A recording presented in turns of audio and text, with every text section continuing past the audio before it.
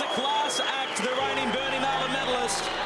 And Blake Broadhurst kicks a crucial goal in the context of this game. Leederville Oval has been a second home for Subiaco forward Blake Broadhurst. Blake Broadhurst did that very well then.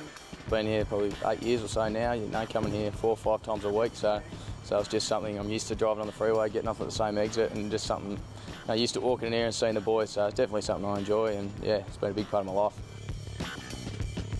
But that was all about to change this season.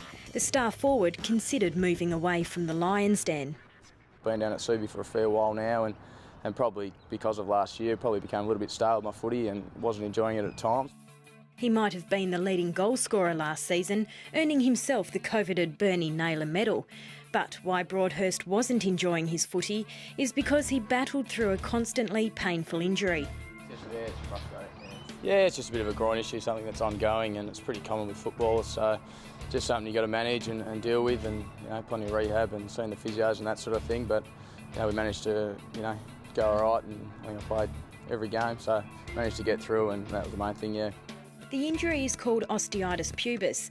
The pain was so bad at times that it restricted the star forward's training sessions and games. Yeah, at times. It's sort of up and down. It's just one of those things that sometimes it's bad, sometimes it's all right. So just something you got to manage and treat on a week-by-week basis. Yeah, well, he pushed through some pretty heavy times last year with his groins. They were very sore, and there was weeks on end where he just really didn't even hit the track until 20 minutes on Thursday night. So he's done pretty well last year. During the season, it's just a matter of maintaining your fitness, and normally you can get enough run through games, and lucky enough I sort of play deep forward so I can get away with it a little bit.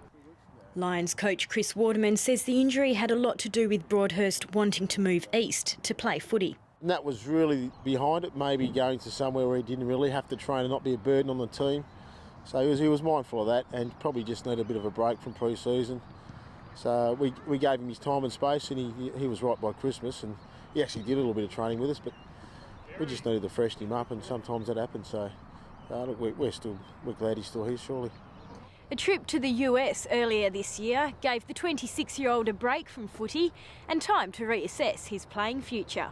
It was good to get away. I probably haven't. That was the first time I've been away for more than a week or two. I was away for about 4 weeks, so it's just good to get away and relax and not have any pressures of footy or work or anything like that. So that was good, and came back, fresh and feeling good.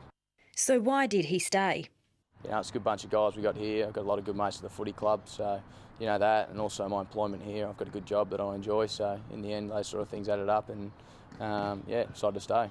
Inside 50, Broadhurst has got it on his chest. Broadhurst remains a required player at the club as the team works to get their forward structure right. Broadhurst makes no mistake. The sharpshooter keeps Subi in touch. Look, he's very important when he's on. He's a pretty good player for us. So it's harder to win without a guy of his class. So we'd like to see him, get going. And he's at an indifferent stage. He's had a couple of pretty good games, but I think that his best footy's ahead of him.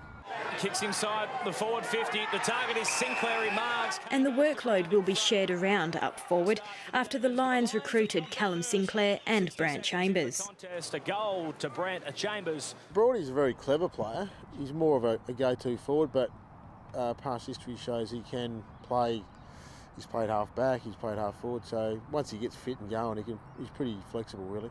Yeah, look, that's something we're playing with at the moment. We've probably struggled the last 2 or 3 weeks, to be honest, just trying to work it and get the structures right. So Callum Sinclair's came over, and he's been really good for us at the start of the year. The first couple of games, he was tremendous. So it's good to have him on board, and he's a big bloke. Not too many big blokes move as well as he does. Sinclair should goal, kicks it into an open goal square and goes through. And then we got Chambo, who's come over from, he's played Adelaide. Chambers kicked the first of the quarter, may very well kick the last of the first term. He goes back and pops it through. And despite a short pre-season, Broadhurst donned the maroon and gold jumper a couple of weeks earlier than expected. In fact, in his first league game back for the season, Broadhurst didn't disappoint, bagging 6 goals in round 3 against South Fremantle. Yeah, I think that was a bit of luck. I came out and thought it was pretty easy, but I don't think I got a kick in the second half, so that was a good taste back to reality. But last few weeks have been a bit down, so I'd like to get back and kick a few more goals, Broadhurst signed a 2-year deal with the club that will see him in the Lions jumper until the end of next year, and maybe beyond. Look, it's hard to say now. Obviously sign a 2-year deal and see how we go from there. It's hard to say what'll be happening in 2 years' time, but look, I probably think hopefully got another five or so years in me, so we'll see how we go.